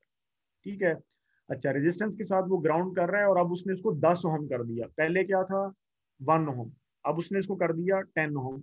सेम प्रोसीजर, पहले इसको पर यूनिट में तब्दील करेगा, नीचे 3 से मल्टीप्लाई करेगा, और आपकी फॉल्ट करंट की पर यूनिट वैल्यू आ गई। इस वाली वैल्यू को जो कि सिर्फ मैग्नीट्यूड है, you would multiply with the base value 4656 and then multiply with the 3, you would get 837 ampere primary. अब आप इसको 1000 से डिवाइड करें तो ये सिर्फ 0.84 एम्पेयर बन जाता। अब आप कभी भी 87 पे रिलाय नहीं करेंगे। यही वो बता रहा था कि अगर जरा सी इंपीडेंस ग्राउंड की ज्यादा हो जाए, देख लेना अब आपने, अगर जैसे हम पिटिंग की बात कर रहे थे शुरू में, अगर आपका पिट आपने नहीं चेक किया, उसकी इम्पिडेंस ऐड हो गई। फॉल्ट की इम्पिडेंस तो अभी तक मैंने बताई नहीं कि फॉल्ट की इम्पिडेंस भी आती है। तो 87 तो अब कभी भी रिलायबल नहीं है। सो यहाँ पर जो हमारी रिलायबल चीज़ है, द न्यूट्रल रिले करंट, अगर मैं इसको 20 से डिवाइड करूँ, वो कह रहा है if 837 is divided by 20, so you would get 41.85 ampere, which is very good tripping current or pickup current for the neutral relay. ठीक है, so this ends our today's lecture. यानी ये वाली यानी कि सर सर इसमें केस 3 जो है हमारा सी पार्ट सर है। ये जो I1 की वैल्यू है 0.06 एंगल 1.5 से एंगल नेगेटिव में आ रहा है मेरे पास, तो -1.5 आ रहा है। -1.5 आ रहा है। इसका जो फेजर पार्ट है ना, आप इसको निगलेक्ट कर दें। मैंने बताया फिलहाल तो यहाँ पर जे भी नहीं आना। अगर जे नहीं ना आएगा तो 1.5 तो आता ही नहीं, 4 डिग्री आता है तकरीबन, और वो भी -4 आता है। ठीक है, तो जे जब आप नहीं ना लगाएंगे तो एंगल माइनस में ही आएगा, और वो बिल्कुल ठीक है, क्योंकि वो आपका फोर्थ क्वाड्रेंट बन जाता है। अगर आप देखें ना तो आपका एक्स पॉजिटिव और वाई नेगेटिव होगा। ठीक है, आप इसको जब करेंगे ना जे के बगैर, यानी 1 डिवाइडेड बाय समथिंग, तो आपका रियल पार्ट पॉजिटिव और imaginary part negative, which means it is the fourth quadrant. और फोर्थ क्वाड्रेंट में अगर आप एंटी क्लॉकवाइज एंगल लिखना चाहते हैं, वो बन जाएगा 300 कुछ, 300 समथिंग। अगर आप क्लॉकवाइज लिखेंगे तो वो माइनस में लिखा जाएगा, तो वो ठीक है। आपने तो फिलहाल इसका फेजर दोबारा आप, बताइए। हाँ मैं ये बता रहा हूँ कि अगर आपने जे ना लिया तो आपका एंगल नेगेटिव में ही आएगा, वो ठीक है, आपका नेगेटिव में आना चाहिए एंगल, क्योंकि वो फोर्थ क्वाड्रेंट बन जाता है ना।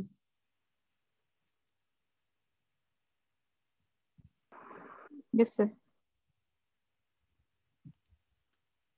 If you divide like this, 1 divided by 3 into something plus इस तरह से, तो आपका रियल पार्ट पॉजिटिव माइनस जे इमेजिनरी ऐसे आता है, and it becomes the fourth quadrant. तो आपका जो फेजर है वो माइनस में आएगा, माइनस में, विच इज ओके, सही। और मैंने यही कहा है कि आप इसको ओके कंसीडर करें, यस सर। क्योंकि बुक वाला यहाँ पर सिर्फ जे इसलिए लगा रहा है ताकि आपका फेजर जो है वो अच्छा अच्छा आए, good good, looking good, looks good, सही, लुक्स गुड। इसको छोड़ दें, लुक गुड, गुड लुकिंग को छोड़ दें, और सिंपल आप 1 के साथ करें। ये बात नहीं करें। हाँ जी, आप क्या पूछ रहे थे मोइस? सर अगर 1 के साथ करें फिर तो एंगल 88.42 आता है। हाँ, वो 88.42, क्या जो अगर आप 1 के साथ करते हैं, ये सर अगर जे निग्लेक्ट करें तो फिर फेजर में आ रहा है 88.4, अगर जे के साथ करें तो फिर नेगेटिव में फेजर आता है 1 -1.5। अगर जे के साथ करें, अच्छा नहीं, मेरा ख्याल है आप इसको दोबारा चेक कर लें, क्योंकि अगर जे के साथ करें तो नेगेटिव में, बगैर जे के करें तो नेगेटिव में आता है। ये रेडियन और डिग्रीज का भी देख लें, मे बी इसका भी फर्क आ रहा है। tan इनवर्स लेना है उसका आपने। अच्छा, आपका कैलकुलेटर डायरेक्टली कर रहे हैं।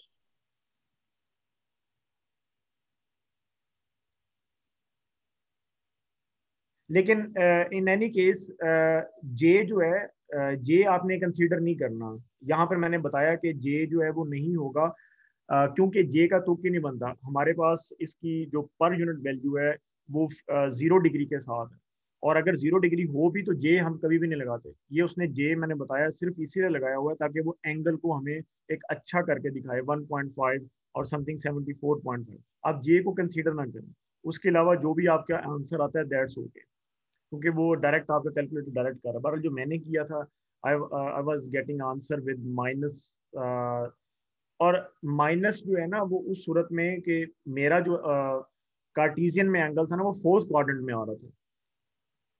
मेरा जो माइनस में एंगल आ रहा था, आंसर आ रहा था ना, वो फोर्थ क्वाड्रेंट में आ रहा था।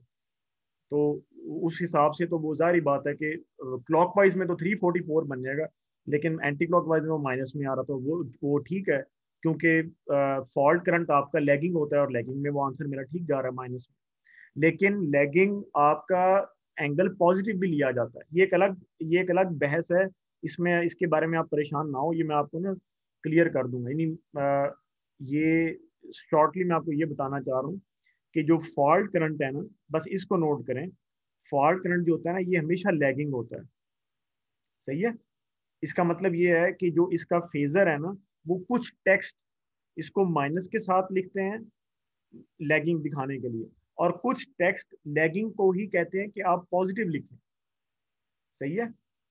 ये होता है एक्चुअली, इसलिए यहाँ पर उसने ऊपर यहाँ पर वो जे लगा रहा है कि वो लैगिंग को पॉजिटिव दिखाना चाह रहा है, हॉरोविट्ज इसको फॉलो कर रहा है, इसको वो लैगिंग को पॉजिटिव दिखा रहा है, जबकि यस मैं सर, वो चाहता हूँ कि लैगिंग रेडियन के साथ।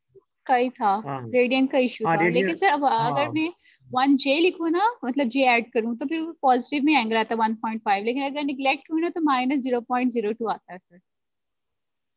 हाँ, अगर निगलेक्ट करें तो माइनस में आ रहा है, मैं यही बता रहा हूँ, अगर आप निगलेक्ट यस करें सर, तो माइनस में ही आएगा, अगर आप जे लगाएंगे तो वो, -0.02। हाँ -0.02 वो वही आएगा ना, क्योंकि फॉल्ट करंट आपका लाजमी बात है कि लैगिंग होता है और एंगल नेगेटिव में ही आना चाहिए, वो तो मतलब उसकी प्रॉपर्टी है एक्चुअली, तो वो कभी भी पॉजिटिव एंगल, मतलब पॉजिटिव, मैं अब ये कहूंगा तो मैं उस डेफिनेशन को खराब कर रहा हूँ actually, I want to be careful with my words. तो हॉरोविट्ज मैंने बताया लैगिंग को पॉजिटिव लेता है, उस पॉजिटिव की खातिर वो ऊपर जे लगा रहा है, ये बात आपको समझ में आ गई होगी एक्चुअली, बस ये बात है, इसको नोट। मैं ये चाहता हूँ कि ऊपर जे ना लिखा जाए, जे ना लिखें, इसका कंसेप्ट नहीं है, ये कंसेप्ट आपके कंसेप्ट को खराब करेगा, मुझे इसके साथ प्रॉब्लम नहीं, अगर आप लिखना चाहते हैं यू आर ओके, लेकिन ये आपके कॉन्सेप्ट को खराब करेगा कि यार वोल्टेज के साथ ऊपर ऊपर जे क्यों लिख दिया। जिन्होंने एनालिसिस पढ़ी है मे बी वो मेरे से क्वेश्चन करते हैं, आई एम सरप्राइज वो उन्होंने क्वेश्चन नहीं किया, लेकिन मैंने फिर भी क्लियर कर दिया इसको, और अब भी कर रहा हूँ कि जे जो है वो आप वोल्टेज के साथ ऊपर ना लिखें, it can confuse you, but if you are okay you can write. फिर J तो 90 डिग्री का शिफ्ट नहीं देता किसी भी चीज में, जी जी, अगर वो हम इसी लोग वजह से, लिखें। हाँ वो इसी वजह से फिर एंगल आपका पॉजिटिव में आ जाएगा ना, वो 90 का शिफ्ट देगा उसको, वो एंगल आपको ऊपर ले आएगा, फर्स्ट क्वाड्रेंट में ले आएगा, फोर्थ से निकाल के यस। फर्स्ट में ले आएगा वो।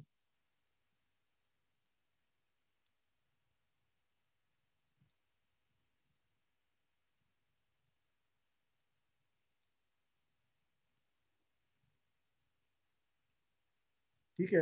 हाँ मुझे, तुम क्या पूछ रहे थे, जल्दी पूछ लो, टाइम हो रहा है जरा। सर ठीक है, वही मैं कहता सर, यानी कि सी पार्ट में से जस्ट हमारी 51 रिले परेड कर रही है, अदरवाइज फर्स्ट टू में परेड नहीं करी, इम्पिडेंस पे डिपेंड कर रही थी वो।